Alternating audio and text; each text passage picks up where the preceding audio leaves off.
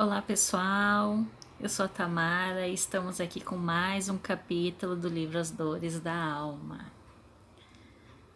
E hoje nós vamos falar de insegurança. Os inseguros omitem defesa a seus direitos pessoais por medo e evitam encontros ou situações em que precisam expor suas crenças, sentimentos e ideias. A insegurança traz como características psicológicas os mais variados tipos de medo, como o medo de amar, da mudança, o de cometer erros, o da solidão, o de se pronunciar e o de se desobrigar. O inseguro não confia no seu valor pessoal, desacredita suas habilidades e desconfia de suas possibilidades de enfrentar as ocorrências da vida, o que impulsiona a uma fatal tendência de se apoiar nos outros. Por que eu botei essa imagem fofa aí? É o gatinho com a roupagem de um leão. Ele aparentemente, demonstra para o mundo externo uma autoconfiança, um posicionamento, mas lá dentro dele, por essa insegurança, tem medo de tudo. Então, no fundo, ele é um gatinho que está se mostrando além do que ele é, do que ele realmente é, porque ele não confia no seu valor pessoal. Por não compreender bem seu poder interior, apega-se na afeição do cônjuge, filhos, outros parentes e amigos, e assim acaba dependendo completamente dessas pessoas para viver. Em vez do amor, é a insegurança a fonte principal que une os outros. Por isso, controla e vigia em razão das dúvidas que tem sobre si mesmo. Esse vídeo, que eu fiz os recortes do vídeo, ele tá no YouTube, o nome do vídeo é O Cordão, mas eu já vi ele também no Face, algumas pessoas compartilhando. Então eu fiz uns recortes pra gente ter uma noção de como é o vídeo, de como é essa explicação. Ele mostra muito bem sobre a insegurança. Lá no início do vídeo, a mãe tá ganhando o filho e quando os médicos vão cortar o cordão, ela diz não, não corta. E aí eles não cortam. Aí a criança cresce, tá com o cordão ligado na mãe, eles vão no mercado, ela conhece um rapaz no mercado e ele vê isso, fica brabo, se apega nas pernas dela e puxa ela para ela ir embora. Aí ele cresce, ele vai para a escola e o cordão aqui, ó, tá ligado lá com a mãe. Ele não quer conversar com ninguém, não quer brincar porque ele tem essa ligação muito forte com a mãe devido ao cordão. Daí ele tá jovem, o cordão dele não dá para ver, mas tá aqui. A mãe tá em casa vendo televisão e ela percebe que ele não tá com ela. Ela vai atrás do cordão e vai pra rua, vê que ele tá na rua e ela puxa o cordão para ele voltar. Aí ele volta. Aí depois ele já tá aqui maior, o cordão dele tá aqui caído, ligado na mãe. Ele passa esse casal com o filho e ele olha, ele fica observando, mas ele vai para casa com a mãe. Aí aqui é no finalzinho do vídeo, ele cuidando da mãe bem velhinha, até que chega a morte e pega a mãe e com a tesoura e corta o cordão umbilical. Daí ele se acorda e vê que ele tá sozinho, ele se bate nas paredes e dá um grito. O grito é o final do vídeo. Mas é assim, é uma forma animada de mostrar essa dependência emocional que a insegurança pode provocar. Eles viveram, ela começou com essa insegurança, prendendo ele emocionalmente, mas ele aprendeu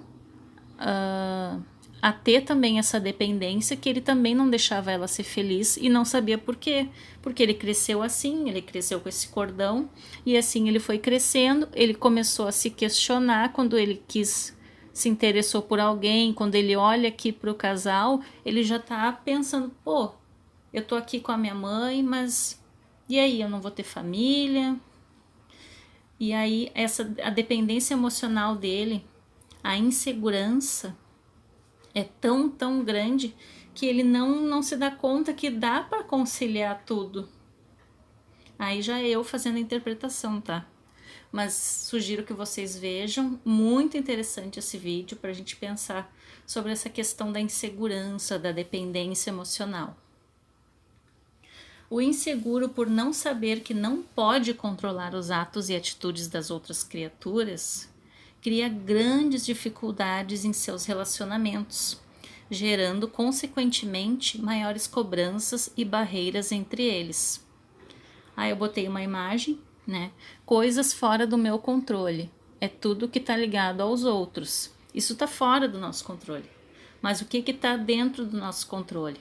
As minhas palavras, as minhas ações, meus erros, meus sentimentos, minhas decisões e meus esforços.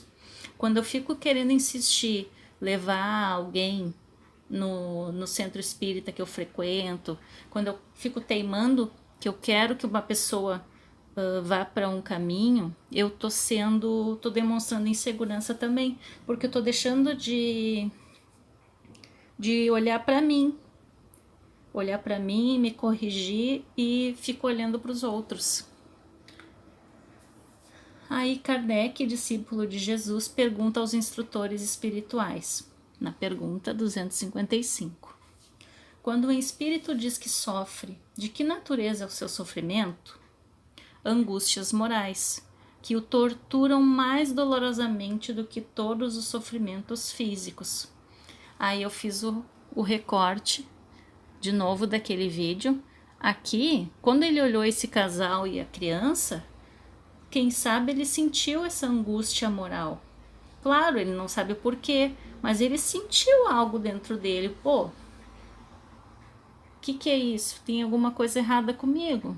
Ou o outro tá errado, porque até então ele não sabe. É uma angústia que está incomodando ele. E aí ele continua. Angústias morais podem ser entendidas como a fragilidade em que se encontram as criaturas inseguras, a sensação de mal-estar que sentem por acreditarem que estão constantemente sendo observadas e julgadas, e também pela perpétua situação mental de vulnerabilidade diante do mundo. O título de Senhor de si mesmo poderá definir bem a segurança e firmeza de Jesus Cristo. Suas palavras: seja, porém, o vosso falar, sim, sim, não e não, ainda hoje ressoam, convidando todas as criaturas à autonomia espiritual. Realmente, o comportamento assertivo do Mestre e sua significativa liberdade de expressão revelavam franqueza em dizer o que pensa, independência de exprimir seus sentimentos com absoluta transparência, liberdade de pedir o que quisesse, coragem de correr riscos para concretizar tudo aquilo em que acreditava. E aí, o que a gente costuma ver no Face, nas postagens das pessoas? Falo nada, só observo. Né? Peguei vários memes que tem falando a mesma coisa, nos incentivando a ser assim, né? Falo nada, só observo.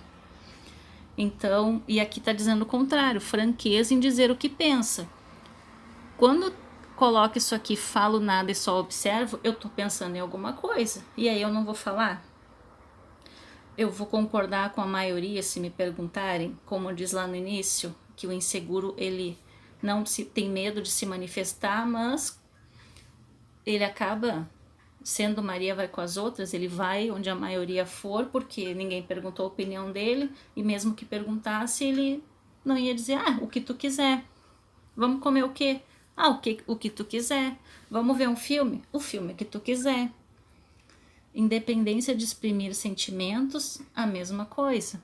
A gente, se tem uma coisa nos incomodando, a gente tem que falar. A gente tem que estudar a melhor forma de falar, mas tem que falar.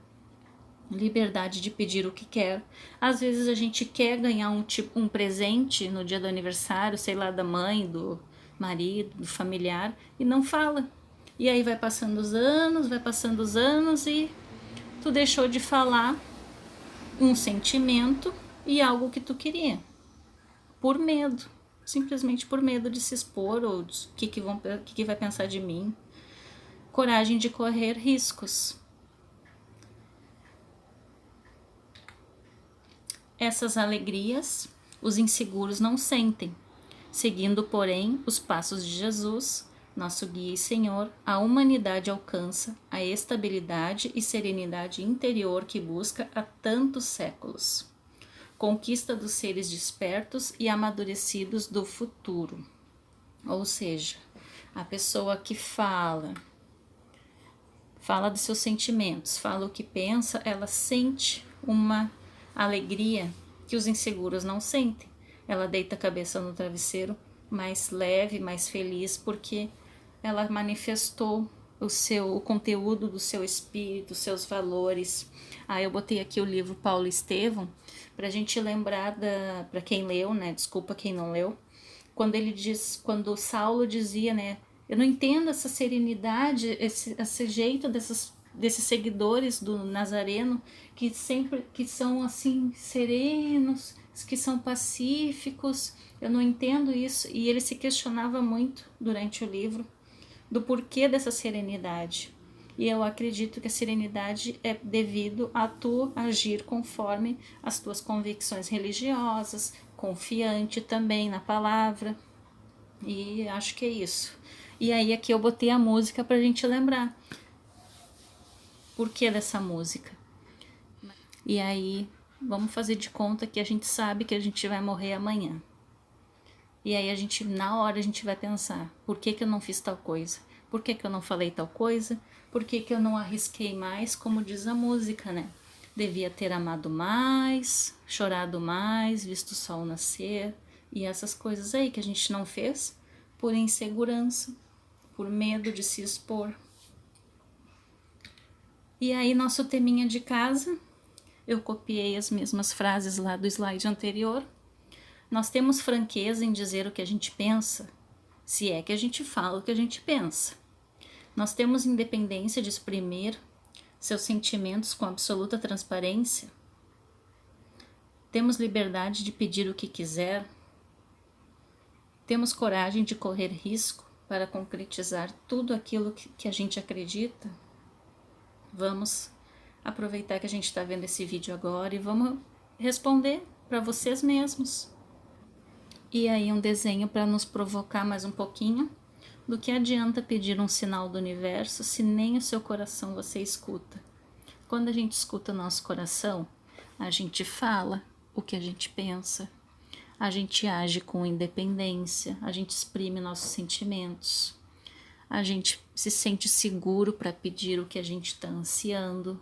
Poxa, eu queria passear em tal lugar, eu quero ver esse tipo de filme, eu quero jogar esse tipo de jogo, eu quero fazer tal esporte.